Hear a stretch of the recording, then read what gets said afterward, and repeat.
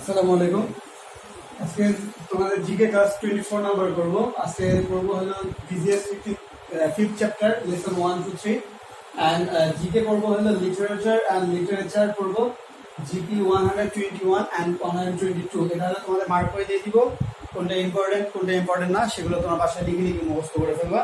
এবার দেখো, তাহলে তোমরা বিজিএস বইটা বের করে ফেলো। বিজিএস এর লেসন 1 to 3, এটা হলো 5th number chapter, society of Bangladesh maybe. হ্যাঁ, সোসাইটি অফ বাংলাদেশ বের করে ফেলো সবাই বই। আমরা এর আগে ক্লাসে আমরা প্রিভিয়াস ক্লাসে করছি কি তোমার 11th চ্যাপ্টার করছি, আজকে 5th চ্যাপ্টার করব সোসাইটি অফ বাংলাদেশ। দেখো, we live in the beautiful world. There are people all over the world. Besides this there are plants, animals and marine animals.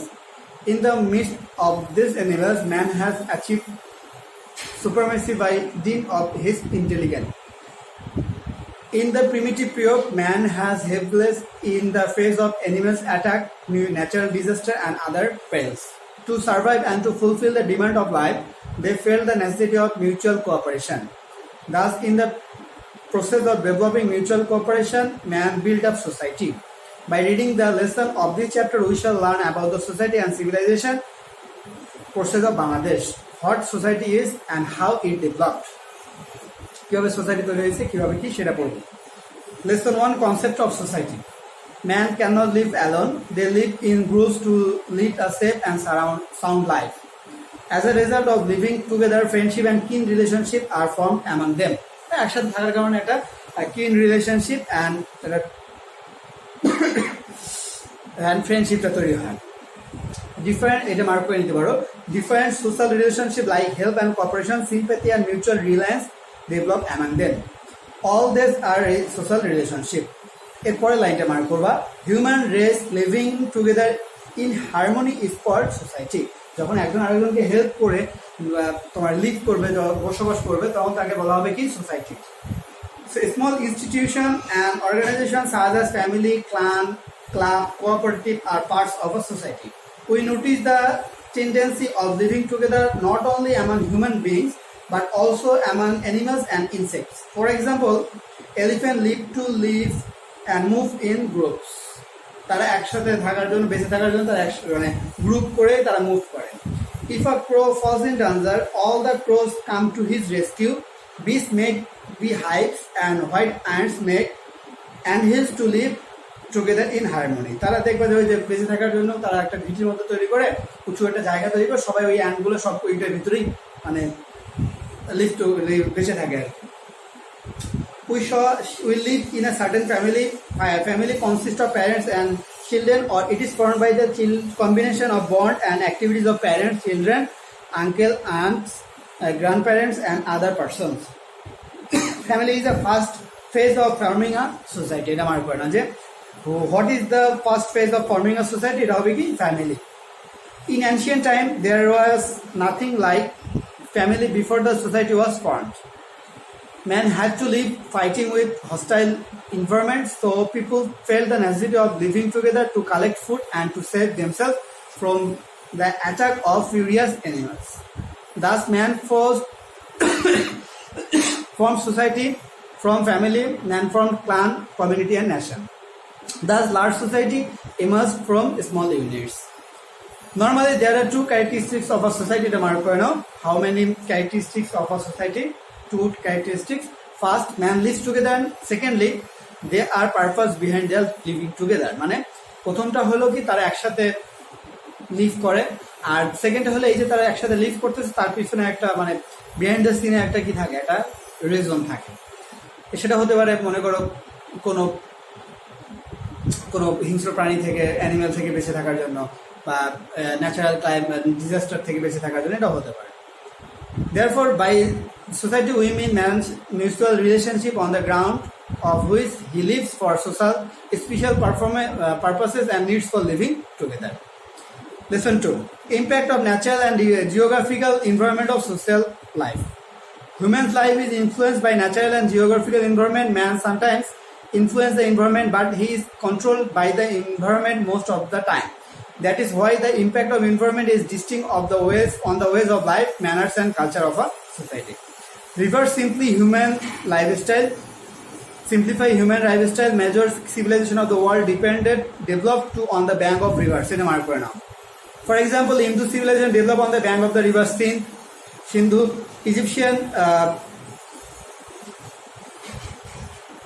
Egyptian civilization on the bank of the river Nile, and Mesopotamian civilization developed on the bank of Tigris River and Euphrates River. এটা mark করে নিবা এগুলা কোন civilization কোন bank on the bank of river build হয়েছে সেটা। The ancient civilization of Bangladesh developed on the basin of the river Ganges. Basin মানে হলো কি on the bank of the river. Again, the occupation of the people depends on the natural resources of that region. For instance, the miners live in mine religion, যারা হলো যে খনি Tony পাওয়া যায় ওখানে তারা থাকে। The weavers like at Demra তারপরে and industrial workers live in industrial areas because of being a riverine country. The transport of the most of the region of Bangladesh are boat, launch and steamer. Again, the transports of some region are train, bus, rickshaw and bullock car. Geographical environment has its impact on the development of cottage industries. Because of riverine area and favorable climate, the weavers live at Demra in Dhaka. The famous Dhakai shari is woven here. তাহলে where is Dhakai shari woven? তাহলে কি লিখবা at Demra. Silk shari and cloth industries have been established in Rajshahi because mulberry trees grow in this region and silkworms make their nests in mulberry trees. R mulberry trees থেকে কি হয় সুতা তৈরি হয়, ওইখান থেকে আবার তোমার কি করে তোমার হলো সিল্ক শাড়ি তৈরি করে। আর সিল্ক শাড়ি কোথা থেকে তৈরি হয়? রাজশাহীতে।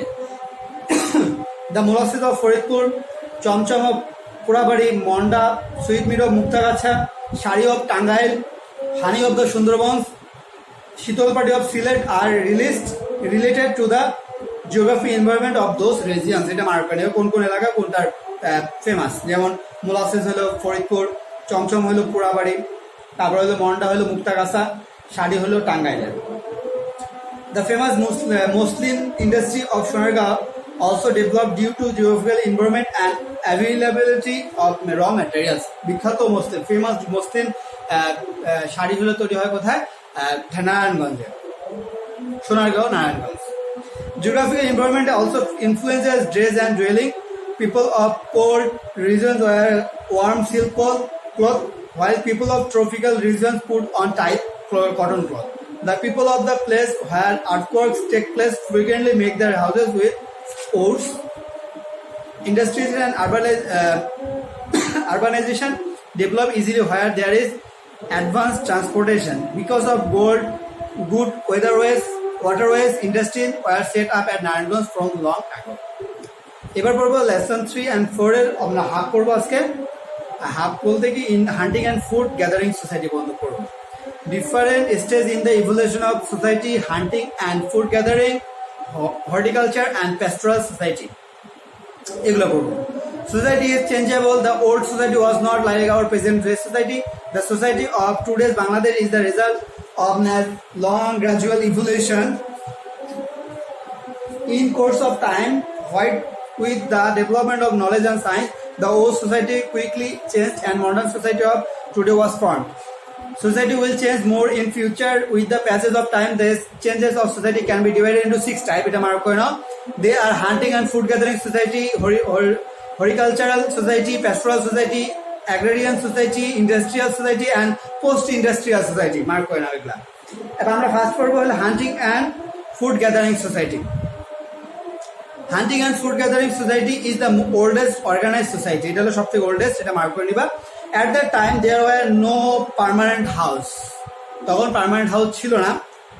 Men would live in caves and oats. তারা কিসে বাস করতো? এটা গুহাতে বাস করতো। মার্ক কর। Their natural resources were in plenty, but man still did not know how to produce food using these resources. They would procure food and go out for hunting in the forest. They would move from one place to another in search of food. The main work of the primitive people was to collect fruits, catching fish and hunting birds and animals. When they could hunt, they could eat, otherwise they had to starve. The the women folk used to gather fruits and men would go for হান্টিং।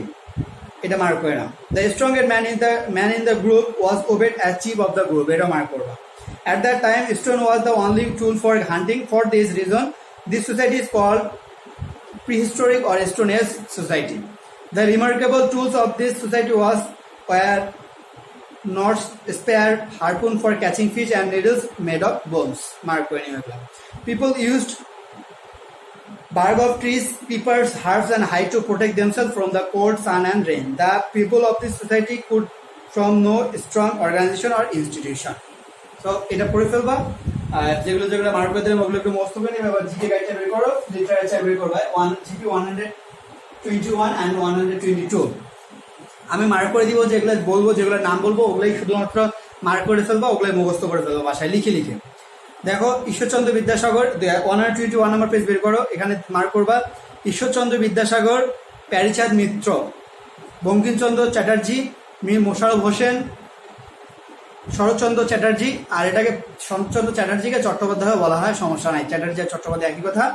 তাহলে ঈশ্বরচন্দ্র বিদ্যাসাগর, প্যারীচাঁদ মিত্র, বঙ্কিমচন্দ্র চ্যাটার্জি, মীর মোশাররফ হোসেন, শরৎচন্দ্র চ্যাটার্জি, বেগম রোকেয়া, কাজী এমদাদুল হক, কাজী নজরুল ইসলাম, বেগম রোকেয়া, কাজী এমদাদুল হক, কাজী নজরুল ইসলাম। তারপর হলো Michael Madhusudan Dutta, Kaykobad Dinabandhu Mitra, Kaykobad Dinabandhu Mitra. আমি আবার বলতেছি, দেখো 121 নম্বর পেজে ঈশ্বরচন্দ্র বিদ্যাসাগর, প্যারীচাঁদ মিত্র, বঙ্কিমচন্দ্র চ্যাটার্জি, মীর মোশাররফ হোসেন, শরৎচন্দ্র চ্যাটার্জি, বেগম রোকেয়া, কাজী এমদাদুল হক, Kazi Nazrul Islam, Michael Madhusudan Dutta, Kaykobad Dinabandhu Mitra. এখানে অনেক কটা দুই একটা বানান একটু স্পেলিং একটু ভুল থাকতে পারে, যেমন হলো মাইকেল মধুসূদন দত্ত, মাইকেলটা হবে